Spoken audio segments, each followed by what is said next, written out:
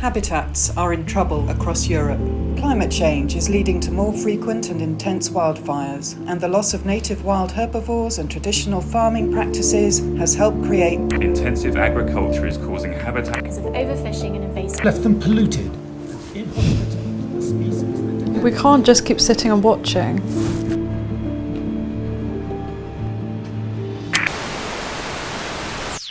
It's time to flip the switch. My name's Iona Haynes and I work as part of the Endangered Landscapes and Seascapes programme. We're working to breathe new life into Europe's lands and seas, restoring habitats, species populations and rebuilding healthy ecosystems. Basically, turning those bad headlines into good ones. Restoration works when it's 1, large scale, 2, science-led, and 3, community-focused. Let me show you some of the aspects of restoration that we support. Reintroducing wildlife, an obvious one, right? But it's definitely not easy. Making sure a habitat is suitable for reintroductions must be done with ecological and social scrutiny. But when it's done right, it can lead to a wealth of benefits. Our project has released Przewalski's horses in Spain to restore natural grazing processes and help reduce wildfires. And in the Carpathian Mountains, the reintroduction of ecosystem engineers like bison and beaver will help to create more diverse habitats that boost biodiversity and regulate water flow. But those bison and beavers need somewhere to live. So alongside wildlife reintroductions, we restore forest and riparian habitats, expanding the areas suitable for these species. Believe it or not, we help restore underwater forests too. Recovering seagrass meadows in the Solent and Turkey provide nurseries for young fish, sequester carbon, and protect the coastline. We also have to actively protect these habitats. Across Europe, our projects are working in partnership with NGOs, local communities and governments to bring thousands of hectares of land and sea under protection as national parks and marine protected areas. They also ensure that these protected areas are actually protected and not just paper parks. Rangers, fishing quotas and removing invasive species, that's all just part of the day job. Our river systems should be abundant with life, but they're highly susceptible to anthropogenic damage. In the stunning Danube Delta, our project is reconnecting rivers and wetlands, for example by removing harmful barriers. This is restoring their natural flow and helping to sustain and nourish the wider landscape. This lifeblood is also needed back in our peatlands. Globally, drained peatlands emit over 5% of anthropogenic carbon emissions. This is more than the entire aviation sector.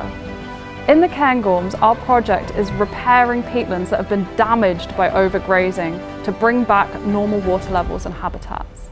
Now let's be honest, this isn't simple. Restoring entire ecosystems across countries, across coastlines, now that's a lot of work. Taylor, over to you. As you can imagine, we can't just release a few animals, plant a few trees, and hope for the best. Restoration only works when it's backed by good science. Nature deserves better than guesswork.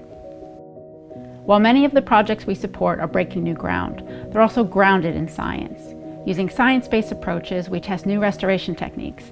We also start monitoring in our projects from day one, measuring ecological, ecosystem service, and socioeconomic metrics, and comparing them to control areas that weren't restored. What's working, what isn't, what needs a tweak, test, compare, refine. At the moment, we support 29 large-scale projects across Europe, restoring hundreds of thousands of hectares of land and sea. It's system-level change. We're not just funding action, we're funding and finding answers. But science alone won't restore ecosystems. Real, lasting change depends on people. Europe's landscapes and seascapes are lived in, and the projects that we support are built on a foundation of collaboration with local communities. In the Solent, volunteers learn how to plant seagrass meadows and rebuild oyster reefs. In Portugal's Coa Valley, networks of sustainable producers, accommodation providers and local businesses are reviving the local economy. Our project in the Iori River Valley in Georgia is collaborating with shepherds, learning how sustainable farming and nature can work in harmony. And in Finland's Koitajoki watershed, Indigenous knowledge is guiding the restoration of peatlands and floodplains, helping people and nature to thrive together. For us, flipping a switch is instant. For nature, restoration can take years, sometimes even decades. But in the lifetime of Earth,